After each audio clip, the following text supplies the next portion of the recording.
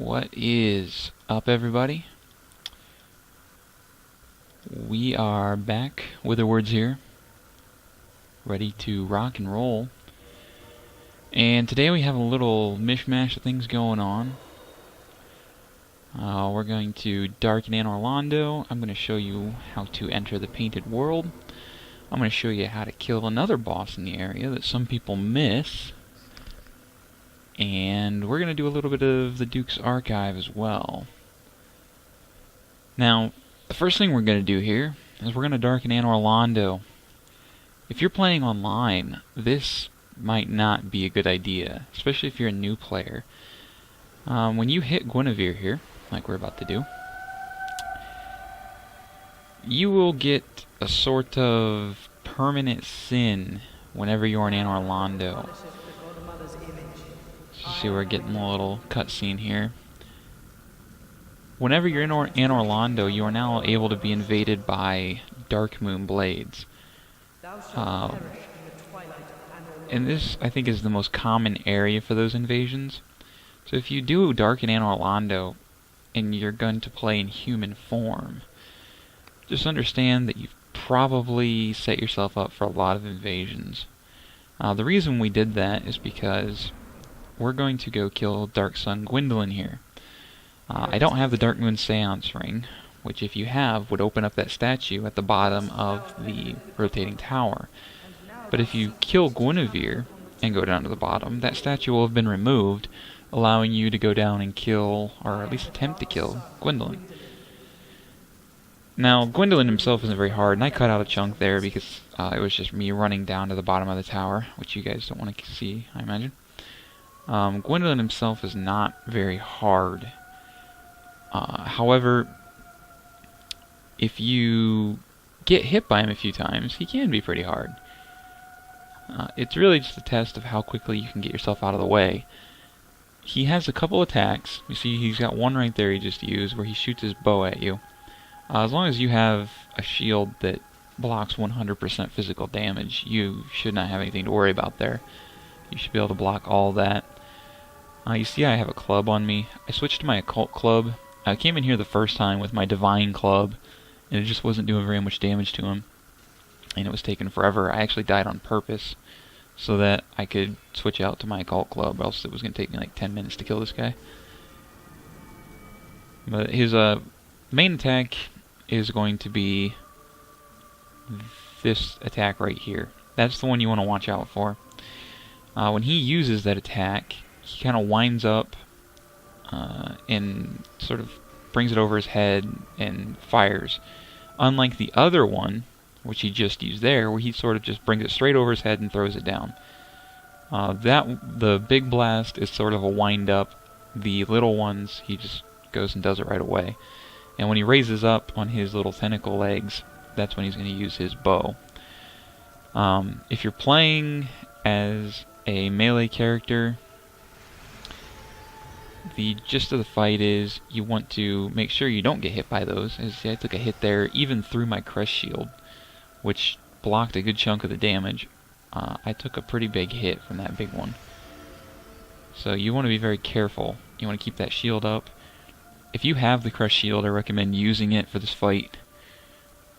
It blocks most of the damage, not all of it, but it blocks most of it. And if you don't have it, you are going to have a heck of a time blocking those.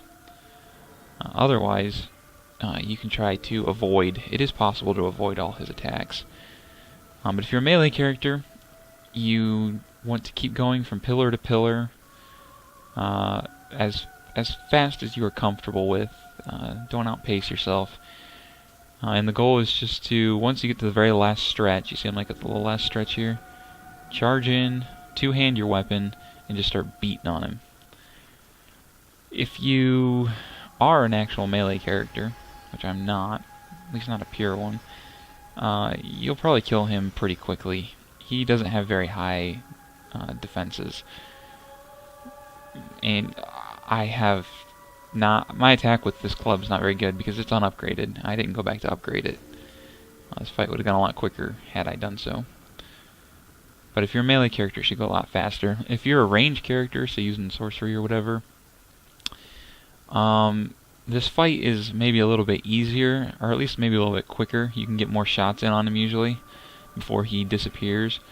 But you need to be very careful that you don't catch yourself in one of his attacks. That is, you don't want to start winding up, say, a fireball, and then have him wind up his big one, and you get caught in the middle of your fireball while he's firing. That's a good way to get yourself killed really fast. You want to take it slow, get close, get a couple attacks in, and just really be careful. There's no need to rush through this. I mean, it's not like, you know, you have a time limit or anything. The longer you're in here, the danger really never enhances. As you can see, you can still hit him when he's disappeared. Even when he's visually gone from your screen, he can still get hit by your attacks for like a split second or so. So even if he's in the middle of his animation, still give it a shot, you know? See if you can get a swipe in there. Oh, heretic. And he is dead. Now, if you kill Gwendolyn, one, you can't join the Darkmoon Blade anymore, which you can't join the Darkmoon Blade if you killed Guinevere anyways. But if you kill Gwendolyn at any point, your ability to enter the Darkmoon Blade is ended. You also get a permanent sin on your character, which I believe can only be remedied by being invaded and killed by a Darkmoon character. So essentially you are open to Darkmoon invasions until somebody kills you. That's just one of the prices of killing this guy. He gives you 40,000 souls, he gives you his own soul, and you also get a decent... and seeing as if we are playing Faith, this buff will be very useful to us later on. There's also the... see, there's the Miracle there, Sunlight Blade. That's a buff to your weapon. Very, very powerful. And I used it in the Painted World, but I'll go over that in a minute. There's also the brass set in here, which is what the Firekeeper was wearing. It's a cool set. A little weighty, though. It's not good in the sense of, you know, if you're trying to min-max stats or anything, but kind of cool for a little roleplay. I made a cut here, just because it would have been me running back up to the middle of the tower. There's really no point in showing that. I also used a homeward bone, which is really stupid to do in Anor Londo, because anytime you use a homeward bone in Anor Londo, or if you die, you get sent back to the very first bonfire in the area, if it's dark. Obviously if it's still light, you're fine, but when it's dark, you always get sent back to the very first bonfire, so it's not a good idea to homeward bone unless you really, really just want to go back to the beginning area. So I went back to the very middle. And by middle, I mean the rotating tower. Put it back down to the very last area, because we're going into the bottom of the cathedral. And you want to be careful going through here. There are a lot of painted guardians here. Being as they guard the painting at the end of the hall, it makes sense, but usually when you pull them 2 or 3 at a time, so you need to be very careful when you're going through. Also, I have no idea why, but for whatever reason, I was having a heck of a time getting my target, my lock-on, to work right in this area. I don't know what was causing it, but like, I mean, you see my screen shifting around, that's me clicking down on my right stick trying to get it to lock on to these guys, and it's just not doing anything. So keep that in mind if you're a magic user or trying to get a lock on things and just can't. There seems to be some odd pathing issues in here. We killed some of the beginning guys. You see, I don't remember if you remember from the last video when we were going through Anor Londo, we went across the top of the cathedral and we knocked down this chandelier. This is the chandelier we knocked down, and we'll see why we did it here in a second. After we kill these guys. Yeah, I was getting pretty annoyed here because I couldn't lock on to anybody until they like were right in my face. I was also doing a pretty bad job of parrying. I'll explain right now that when we get to the Painted World, I'm actually not going to play through it. I had a plan to play through the Painted World, show you guys what was going on, But I myself had only ever played through it once before, and it was really showing when I went through. I didn't know where anything was. I only vaguely knew where some of the items were. You see there's sorcery, great magic weapon there. Another really good buff if you're a sorcerer. But in the painted world, I was not doing good. I died like 6 or 7 times. And the painted world is fairly small, but until you open the shortcut in it, it's kind of a long run through. I was really getting annoyed with it and playing sloppy. And I just said, you know what, rather than show you guys the painted world run, which was bad and would probably leave you with more questions than answers, I'm just going to show you where it is. You can play through it yourself, and I will go through the Duke's Archive instead, something I'm more familiar with and can get through without any trouble. Over here in the corner is the Black Iron set. It's a pretty cool set, I think, especially if you're interested in doing some PvP. You can play one of the Black Knights. Alright, now this is the Painted World's entrance. So we're going to click on Examine, and we get a cutscene. Now following the cutscene, normally we would appear in the Painted World and we could have fun and go through, but because I had so much trouble with it, we're just going to make a cut. I will tell you what's in the Painted World. In the Painted World is the Dark Ember, if you want to make occult weapons. In the Painted World are a bunch of good souls. A pyromancy. Let's see. Oh, and Priscilla. Priscilla is an optional boss, who would not have been a very fun fight to watch anyways, because I don't know if my game's bugged or something, but once she goes invisible, I've never had her come out of her invisibility. And I fought her like 4 or 5 times in my one playthrough, and I fought her a couple times in this one, and I don't know why, but she is in there. She's optional. She'll give you her soul if you kill her, which can be useful for a very nice weapon. But you have to play through the entire Painted World to get to her, so that's up to you. We came back to Firelink Shrine. As you can see, with the option to warp now that we have the Lord Vessel, I think it's the best skill in the game, the ability to warp, personally. I wish there was a way to start with it in New Game Plus, but obviously that would break the game. They would have to switch a lot of things around. I went and talked to Siegmeyer, sorry. Then I accidentally hit him. Thankfully, he did not become hostile, and I did that. I didn't hit him very hard. Then I went down here and revived the Firekeeper. Reviving the Firekeeper lets you... Well, one, it reinstates Firelink Shrine as a warp point and as a bonfire you can rest at. It also lets you reinforce the Estus Flask there, which I did using the Firekeeper Soul from the Lady in Darkian Orlando. Alright, now we've reached what I consider to be the halfway point in the game. We got the Lord Vessel, and this is really the last point where you kind of have to do a certain order of things. We're talking to Framt here. I'm kind of skipping through the dialogue and the cutscenes because I don't want to show you guys. I want you guys to play through it yourself. But he takes us down to Firelink Altar, where we'll place the Lord Vessel, and without spoiling too much, the Lord Vessel's sort of like a great bonfire. And once we get enough of the Lord Souls, which if you've been paying attention to the game itself as you've been playing, you probably know what those are. Once we get enough of them, we will be able to come down here and open up the last area. But for now, we're just going to leave. And like I said, this is like the halfway point of the game. From here, you really can go anywhere you want. There's no set specific order. I'm going to feed Frant my coins here. As you can see, they're worth 3,000 apiece for the silver, 5,000 for the gold. I don't have really a recommendation for where you should go from here on.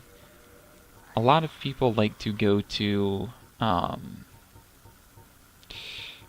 New Londo first, which is the area right below us, with all of the strong ghosts in it that are not very fun to fight through. I sometimes do, I sometimes don't. I didn't for this one. I'm actually going to go to the Duke's Archive first, and the reason for that is I want to show you guys the DLC area, and to do that we have to go to Seath Archive and kill a certain mob there. So I'm going to be going there first. It's going to be my first thing. I'm also going to grab my Pyromancer's Flame from Laurentius here, because I had forgotten to do that. You might notice that I have a lot more health at the top of the screen there. I was getting really frustrated in the Painted World, and I ended up equipping the Ring of Favor and Protection. I don't usually use the Ring of Favor and Protection. Well, it's not that I don't like it, but once you use it, you have to leave it on or it breaks. So, I try not to use it unless I'm absolutely sure I need it for something. I just leave it in my inventory, but I was getting so frustrated with the Painted World. And once again, I made the mistake of doing the Painted World really late at night. And I just got so tired of it that I said, you know what, I'm done with this. And I put it on so I could go through. And of course, when I put it on, my next run was the one that I succeeded on. Alright, so I switched out for Emit Force here.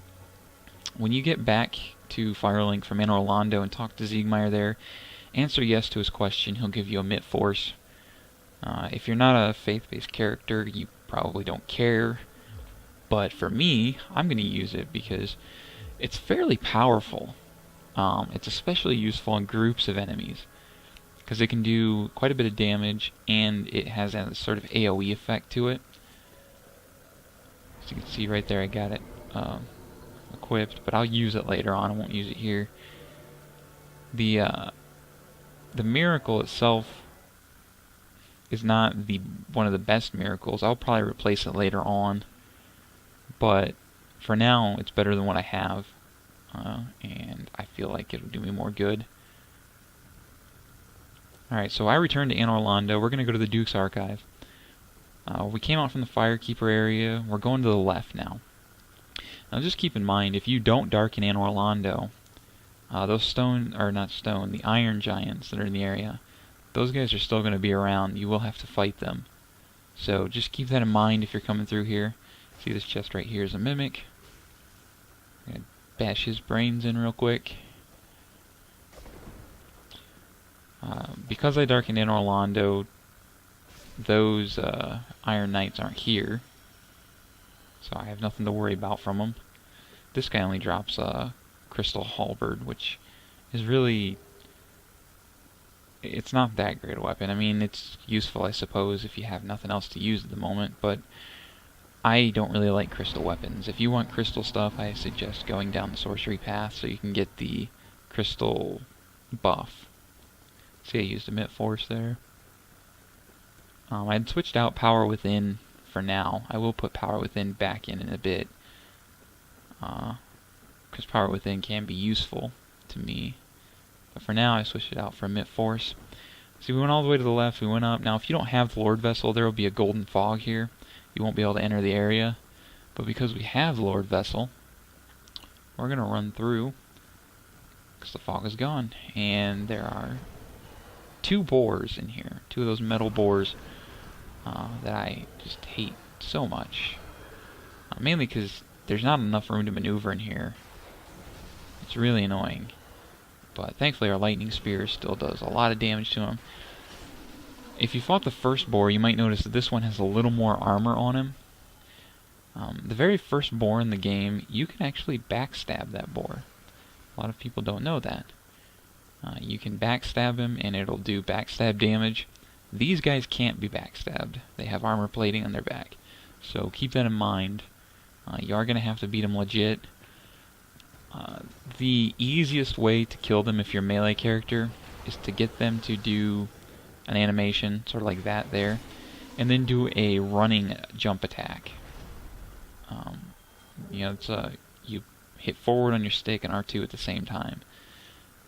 That will do the most damage, because otherwise, every time you hit them, your weapon is going to bounce off of them, and it's just going to set you up for some unnecessary hits. So, my suggestion is to do running attacks if you're a sorcerer or pyromancer, even. You have nothing to worry about because those guys aren't very tough for you. But we're in Seath's Archives. Little note about warping. Warping goes to a certain number of bonfires throughout the game. It does not go to every bonfire throughout the game. You cannot warp to any bonfire. There are limits. That bonfire we just got is not one of the bonfires you can warp to. If we warp back to this area, we would have to go to the Firekeeper area. So keep that in mind if you think that the bonfire you just got is a shortcut. It might not be. And you should either double check on a wiki or something, or like me, if you just played through the game enough, you know which one goes where. You just need to keep that in mind though. So we came up here, we went through the first couple guys. You may notice they have crystals on them. Seath has been experimenting on these guys, and he's given them sort of crystal magics. They're a lot tougher than the normal mobs you find. You see, this looks like a regular hollow, just blue with crystals. And he is a regular hollow, but he will do a lot more damage to you than the average hollow. So you need to keep that in mind when you're fighting them. You may have gotten used to just blowing through all those normal hollows while you were running back through the burg or something. You can't do that to these guys. You need to be careful. You need to block first. Just be really careful. You see, hit me there. I was trying to parry and really failing. I don't die in this run. If that makes you feel any better. I didn't die in the Archives. Well, okay, wait, I did die once. But it wasn't to an enemy. It was in a certain area where you make a jump to get an item, and I didn't make that jump. This crystal golem here that we're killing is the reason I came to the Archives. He will drop the broken pendant, which will allow us to enter the archive, or not the archive, sorry, the DLC. You saw Emit Force really didn't do anything to that guy. I don't recommend using it. It'll hurt these regular hollows though, quite a bit. But we have to kill this guy if we want to enter the DLC. Note about that, in case you missed it, when I got the, when I went through the Hydra area, you have to kill the Hydra. You have to then kill the golden golem behind the Hydra, and have rescued Dusk to be able to get this guy to drop his broken pendant. If you haven't done those two things, he won't drop it. You can kill him as many times as you want, but nothing's going to happen. So keep that in mind. If you want to go to the DLC, you have to do the Hydra. I was going to run in and kill this channeler, but apparently Mr. Sword right there had other ideas. I have Dark Sun Gwendolyn's health bar pop up at the bottom of my screen. This is a known bug. I don't know what causes it, but if you kill Gwendolyn, it's possible his health bar will show up at the bottom. It'll only last until you fight Seath, so I mean, it's not like it's permanent or anything, but if you see it pop up, don't panic. Gwendolyn's not coming for you. So we got the first of the channelers here. There are a couple channelers in Seath's Archive, and they're really dangerous in here.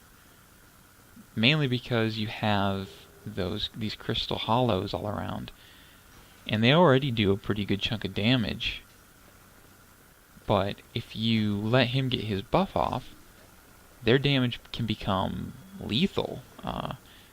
Those sword hollows can kill you in 1-2 hits if the channeler gets his buff off. So you want to be really careful when there's a channeler around. Either take him out or get yourself away from him and take his guys that he's buffed out one by one if you can. See, I'm going slow through here.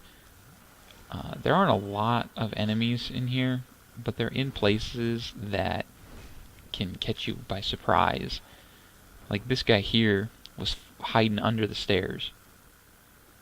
We didn't see him because we just ran straight up. But he was hiding under here. See, there's another little buddy. And in this beginning area, there's a lot of enemies like that. Guys hiding around corners, just kind of waiting for you. So kind of take it slow your first time through the archive. And we've cleared the first area. We're coming to near the end of the video here. I'm actually going to split Seath's archive up into 2 videos because I don't want to go too long. And the archive itself isn't an insanely long dungeon, but it's longer than a lot of the areas we've been to so far. So we're not going to go too crazy in here. We went to the left. We're going to grab an item out here. You may have noticed I switched back to my mace. I am going to finish the playthrough with the mace.